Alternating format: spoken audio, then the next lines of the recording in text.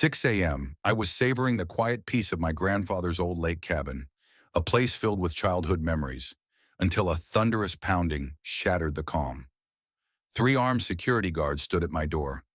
"You have 48 hours to vacate this property," one of them snarled, shoving an eviction notice in my face, "or face a $25,000 fine."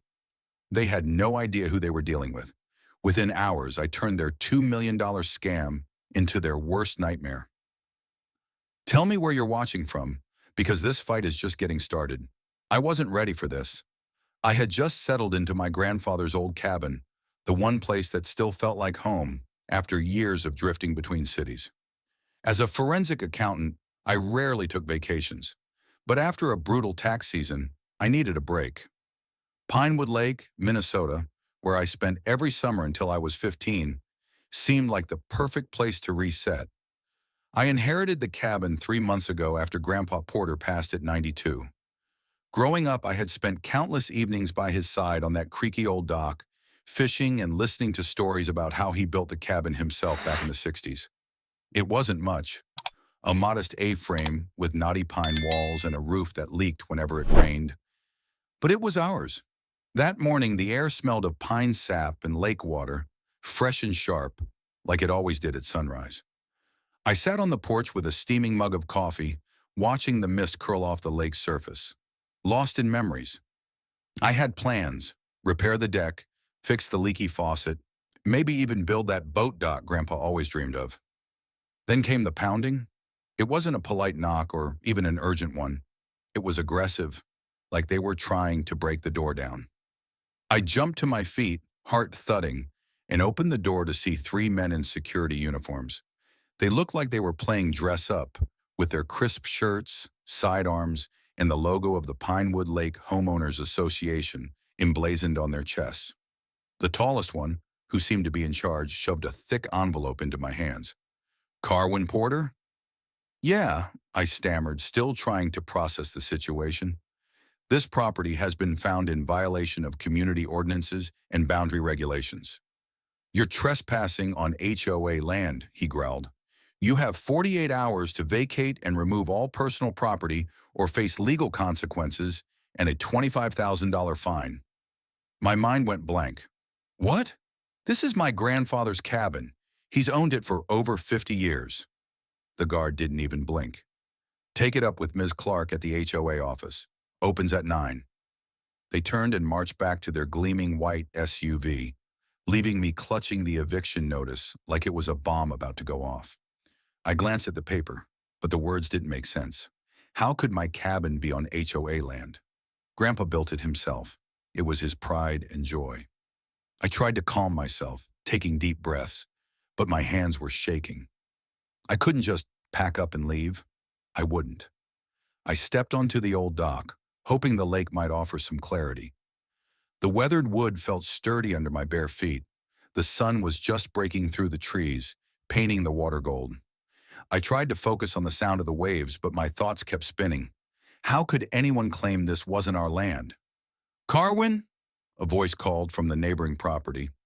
I turned to see Shanley Maddox, Grandpa's old fishing buddy, approaching. He looked the same.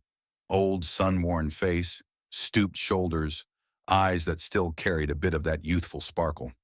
"You must be George's grandson," he said, extending a hand. I took it, grateful for a familiar face. I told him what had just happened, and his expression darkened.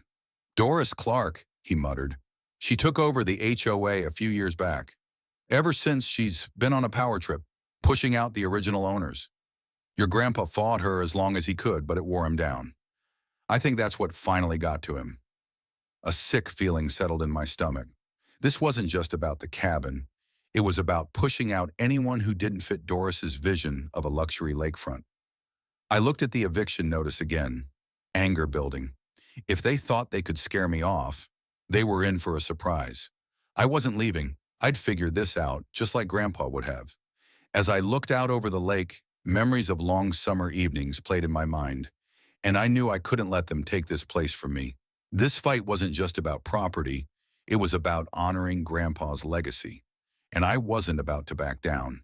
The eviction notice felt like a bad dream, But the legal jargon and the threat of a $25,000 fine were all too real. My grandfather's cabin, my cabin, was suddenly labeled as a trespass, a violation. But how could that be? Grandpa Porter had owned this land for over 50 years.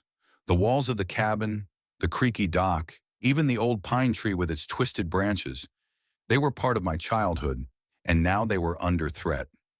That morning, I went straight to the HOA office. It was a pristine, glass-fronted building that seemed out of place in this quiet lakeside community.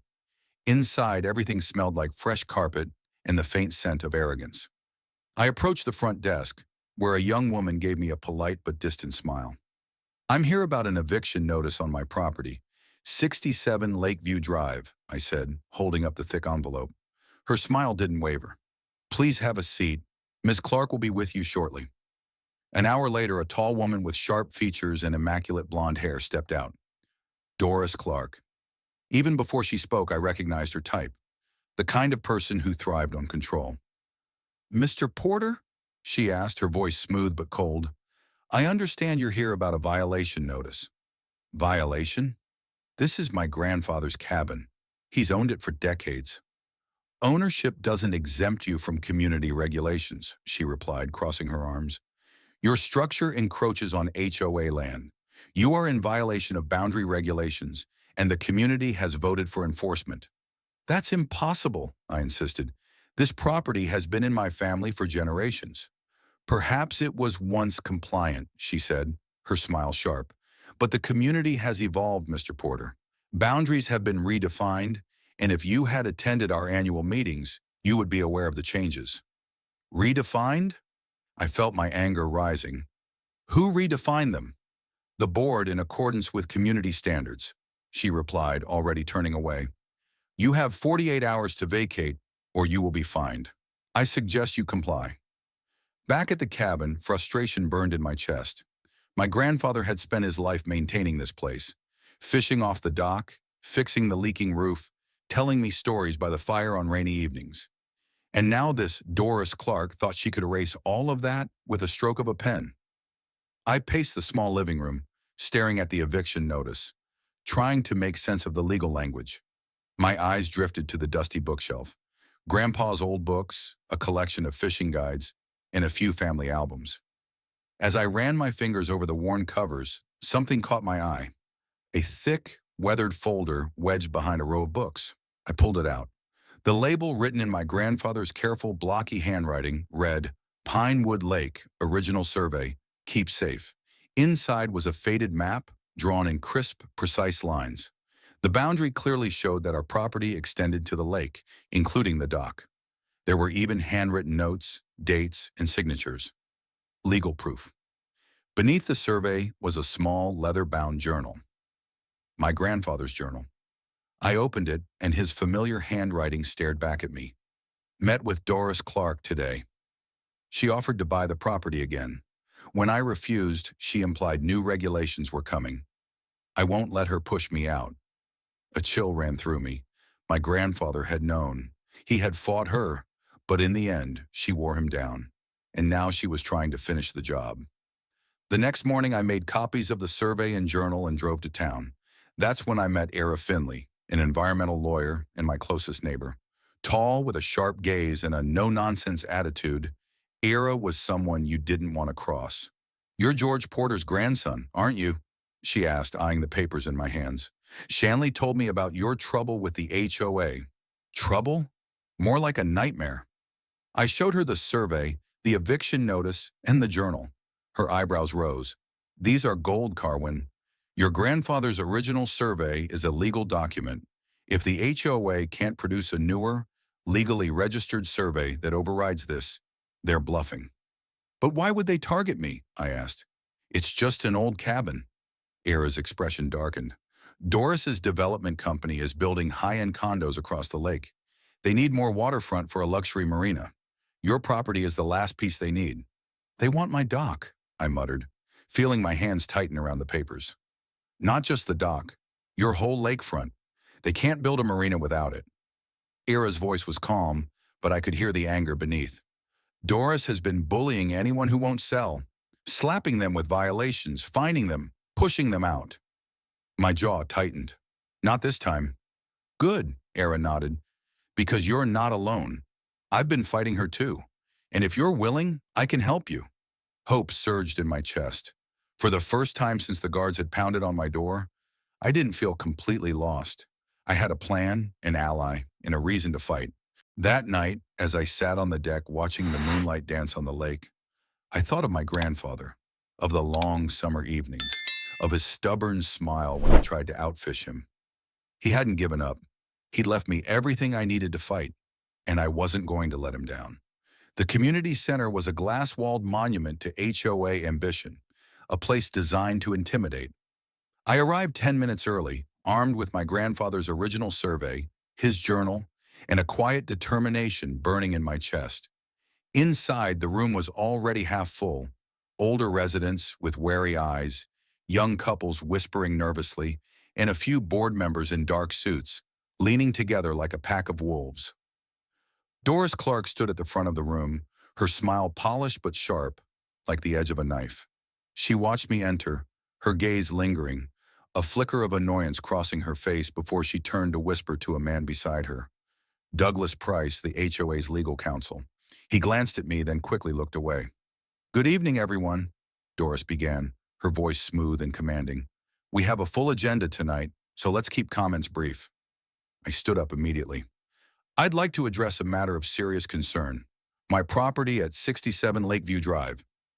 Doris's smile didn't falter, but her eyes narrowed. "Mr. Porter, property disputes are handled through proper channels, not public meetings. Please submit your concerns in writing."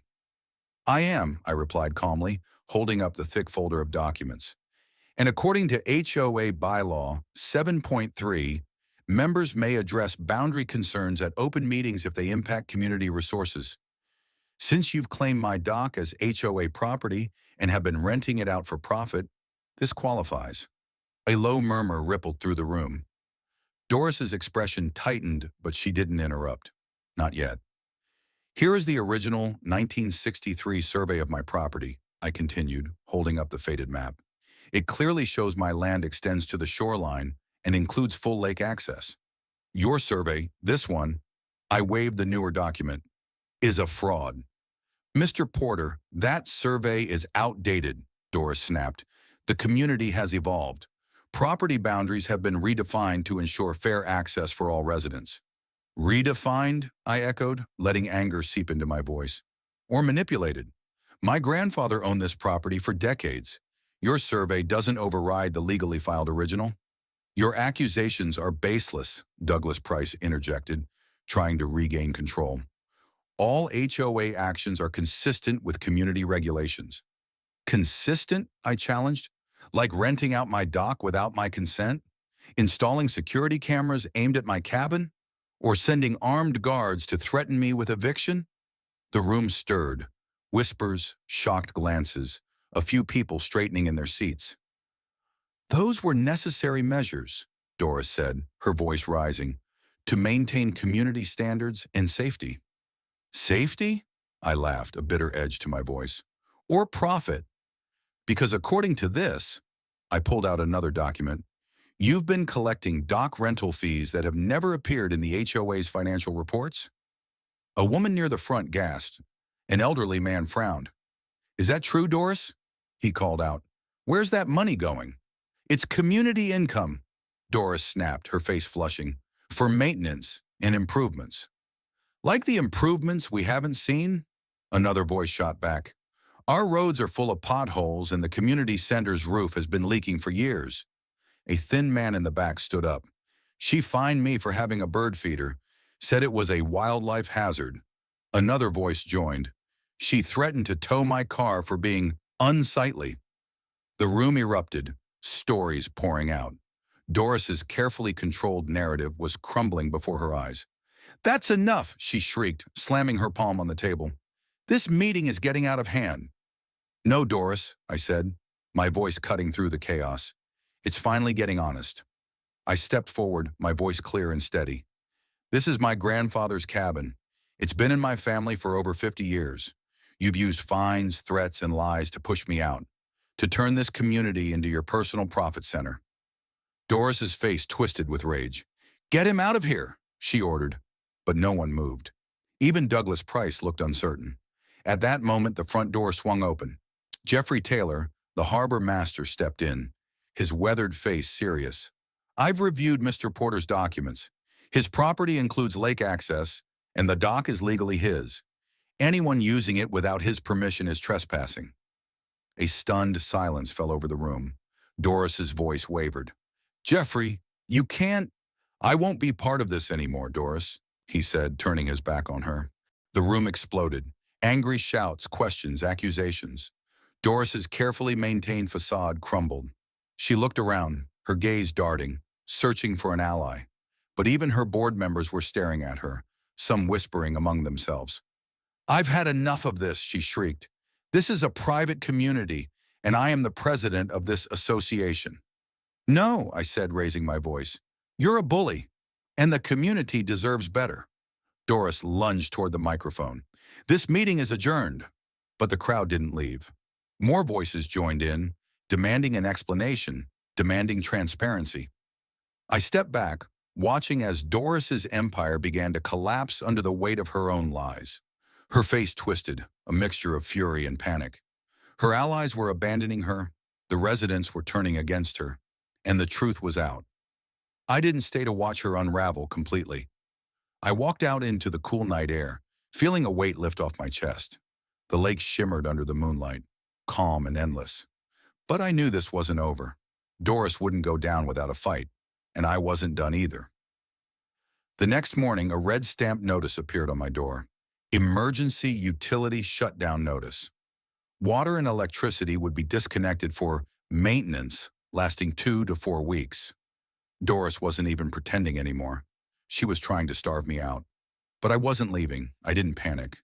Instead, I started planning. I drove into town, but I didn't just buy a generator. I bought 2. Solar panels, a water filtration system, and a stack of backup batteries. If she wanted to make my cabin unlivable, I'd make it a fortress. I spent the afternoon installing everything, but that was just the beginning. My next call was to Jeffrey Taylor, the harbor master who had sided with me at the HOA meeting. "Jeffrey, I need a favor. Can you confirm how many boats are renting dock space in the community?" He hesitated. "Over 2 dozen. Doris has been making a fortune off them. Can you get me the rental agreements?" I asked. "And make sure they're properly filed with the county?" "I can," he said slowly. "But why?" "Because I'm going to turn this around on her." I spent the next few hours printing out my grandfather's original survey and the journal. I highlighted the notes about lake access rights, rights that included control over the dock space Doris was renting without my permission. But I needed more. That evening, I met with Ira Finley, the environmental lawyer who had become both an ally and a friend. "We're not just going to fight Doris. We're going to expose her. I want to launch a full-scale investigation into her development project. I need your help." Ira leaned back, her sharp gaze focused. "You're thinking of an environmental audit?" "Exactly. You said she's violating environmental laws. Let's make it public." Ira smiled, a fierce spark in her eyes. "I'll get the ball rolling with the state environmental agency. If we can prove she's falsifying reports, her entire project is at risk." Together, we built a plan. Evidence collection. I set up hidden security cameras around my property, aiming them at the dock, the shoreline, and my cabin's entrances. If Doris's enforcers tried anything, I would have proof. Legal pressure. Ira filed a formal complaint with the state environmental agency, highlighting concerns about illegal dredging, habitat destruction, and false environmental reports filed by Doris's company. Public exposure. I created a simple website, Pinewood Lake Truth, and uploaded my grandfather's survey, his journal entries, and photos of the harassment I'd faced. I made it public and shared it with the community. It didn't take long for residents to start commenting, sharing their own horror stories about Doris's bullying. Financial transparency. With Jeffrey's help, I got copies of the dock rental agreements. Doris had been pocketing thousands of dollars in rental fees, none of which appeared in the HOA's financial reports. The next morning, I drove into town and visited the county records office. "I'd like to request a full property boundary review for 67 Lakeview Drive," I told the clerk, handing over my grandfather's original survey. I believe the HOA has filed a fraudulent claim. The clerk glanced at the documents, her eyes widening. This is from 1963. If it's still on record, it overrides any newer survey that wasn't properly filed. Then I'd like a copy of the latest survey they submitted, I said, and the names of everyone who authorized it. Back at the cabin, I discovered that the power had already been cut off, but my generator hummed quietly, my solar panels gleaming in the sunlight. I wasn't just surviving, I was thriving. That afternoon, Doris's maintenance crew arrived, waving clipboards and shouting about safety inspections. But they didn't see my hidden cameras, recording every move. When they started pulling up my dock planks, I stepped out, camera in hand. "This is private property," I called out, loud enough for the camera to pick up. "You are trespassing," the crew leader sneered. "We're enforcing community standards." "Community standards don't include vandalism," I said, snapping photos. "The sheriff will be very interested in this." They hesitated, then left. But I had enough footage for a solid harassment case. I uploaded the videos to the website, and within hours, comments flooded in. Neighbors were furious, some defending Doris, but most sharing their own stories of fines, threats, and intimidation. That evening, as I reviewed the footage, my phone buzzed. A message from Era. "The environmental agency is sending inspectors tomorrow. Doris doesn't know yet." I smiled. My cabin was still mine. My utilities were working, and now the tide was turning. Doris thought she could force me out, but she had underestimated me. I wasn't just fighting for my cabin anymore. I was fighting for everyone she'd bullied, and I was going to win. The morning after the environmental inspectors visited Doris's construction site, chaos erupted. They discovered illegal dredging, falsified environmental reports, and severe damage to protected habitats. Within hours, a cease and desist order shut down the project. News spread quickly. Investors panicked. Doris's company stock plummeted, losing nearly $2 million in value within days. Rumors of criminal charges began to swirl, but I wasn't finished. That evening, the HOA's emergency meeting was packed. Residents crowded the glass-walled community center, whispering anxiously, their eyes shifting between me and the front of the room, where Doris stood. Her smile was tight, her gaze cold, but I saw the fear beneath her polished exterior. Her lawyer, Douglas Price, whispered urgently beside her, his face pale. I stepped forward, holding a thick folder of documents. "Before you pass any new resolutions, the community deserves to see the truth." Doris tried to interrupt. "Mr. Porter, this is not the time." "It's exactly the time," I said, connecting my laptop to the projector. "This is my grandfather's original survey, legal proof that my cabin and dock are on my land. The same land Doris has been renting without my consent." Murmurs spread through the room. I clicked the remote and the screen lit up with footage. Doris's maintenance crew tearing up my dock, one of them laughing as they yanked the planks. Another clip played, Doris's voice clear as day. "Get rid of him. We need that property for the marina." Gasps echoed. Faces turned pale. Doris's calm facade shattered. "This is a setup," she shrieked. "These are fake." "No, Doris," I replied, holding up another document. "This is from the State Environmental Agency, confirming that your project is under investigation for multiple violations. Your company is facing millions in fines, and your investors are already pulling out." "You can't do this," she screamed, desperation bleeding into her voice. "I'm not doing anything.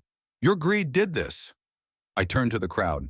"Doris has used this community for her own profit, intimidating homeowners, falsifying records, and pocketing dock rental fees." "I move for a vote of no confidence," an elderly woman called out. "Seconded," a young man shouted. The vote was swift, unanimous. Doris was stripped of her position, her project collapsed, and the HOA was restructured with new leadership focused on transparency. In the weeks that followed, the cabin became a gathering place. Potlucks, bonfires, and laughter by the lake. Ira and I grew closer, our alliance blossoming into something more. Together, we helped transform the HOA into a true community. Doris, she left town in disgrace, her company bankrupt, her reputation shattered. I heard she was managing a strip mall in Nevada, and I sent her a farewell gift, a beautifully framed copy of my grandfather's survey. In life, true strength is found not in wealth or power, but in courage, integrity, and standing your ground when it matters most. This story of resilience and justice shows that even when facing intimidation, truth can prevail and a community can transform when people stand together. If this tale inspired you, share your thoughts in the comments. Your voice matters and your perspective can inspire others. For more narrated stories and unraveled fates, stay connected and keep exploring.